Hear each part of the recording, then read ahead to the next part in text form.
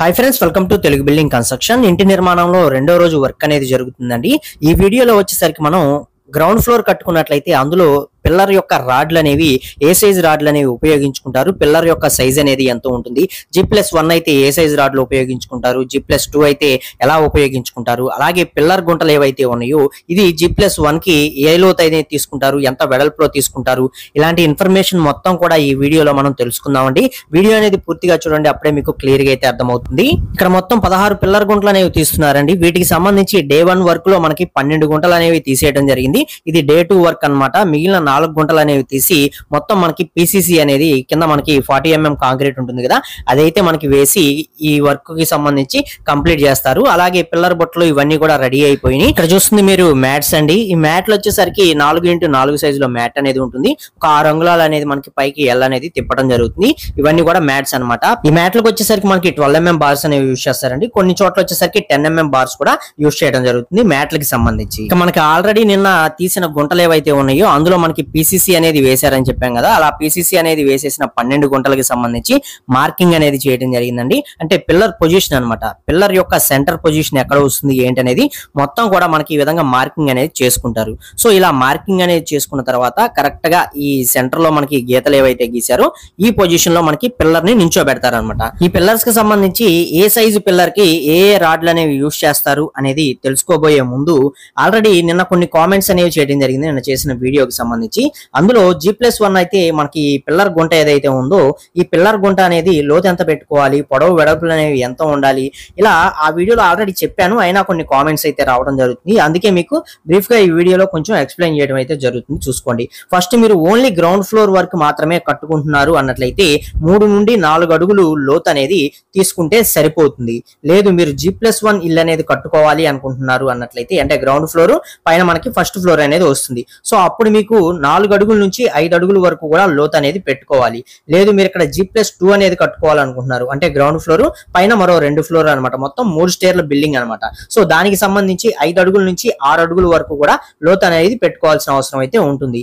లేదు మీరు ఇక్కడ 3 స్టేర్లకు మించి కట్టుకోవాలి అనుకున్నట్లయితే ఖచ్చితంగా మీ ఏరియాకి సంబంధించి ఒక ఇంజనీర్ గారిని పిలిపించుకొని వారి సలహా మేరకు ఎంత లోతు పెట్టుకోవాలి, ఎంత వెడల్పు పొడవులు పెట్టుకోవాలి అనేది వారు సాయిల్ టెస్ట్ అనేది చేస్తారు. సాయిల్ టెస్ట్ అనేది చేసి దాన్ని బట్టి మీకు ఎలా చేసుకోవాలి, ఎంత లోతు పెట్టుకోవాలి అనేది మీకు చెప్తారు. దాన్ని బట్టి మీరు ప్రొసీడ్ అవ్వాల్సిన అవసరం అయితే ఉంటుందన్నమాట.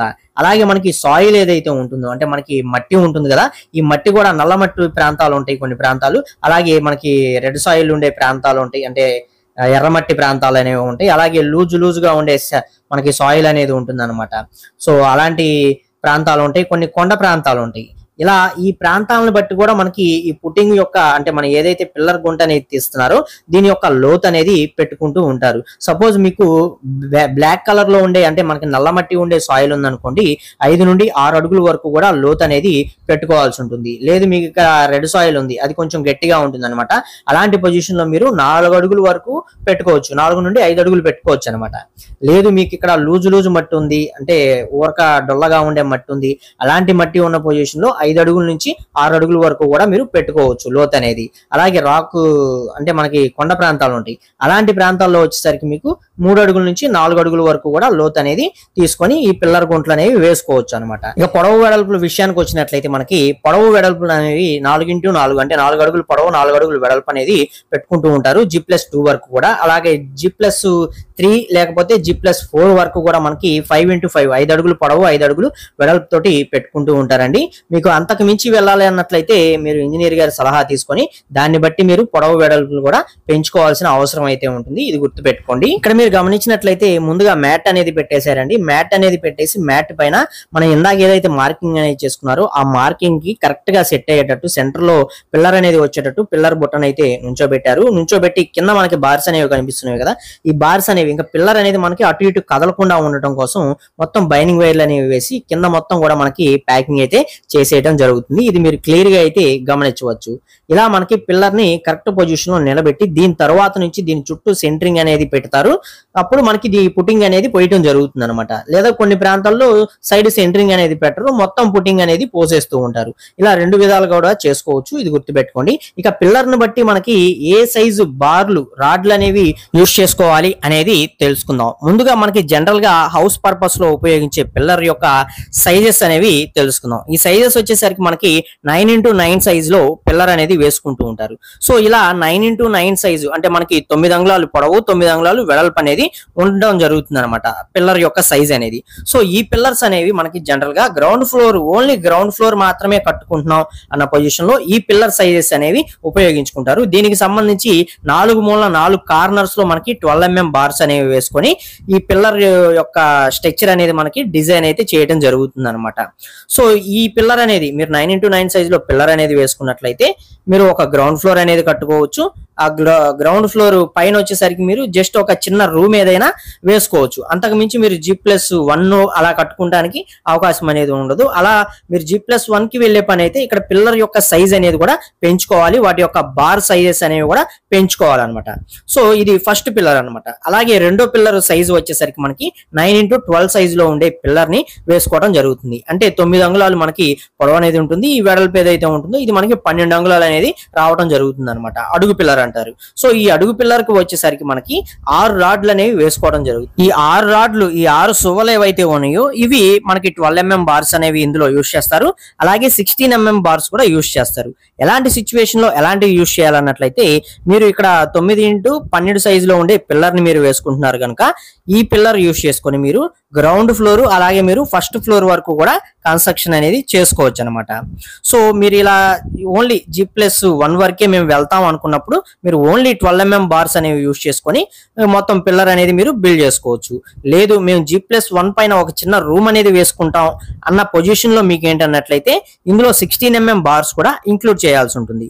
సో ఈ 16 mm బార్స్ అనేవి ఎలా వేసుకోవాలన్నట్లయితే 4 మూల కార్నర్స్ లో మనకు వచ్చేసరికి 16 mm బార్స్ అనేవి యూస్ చేసుకొని మధ్యలో 12 mm బార్స్ అనేవి యూస్ చేసుకోవచ్చు.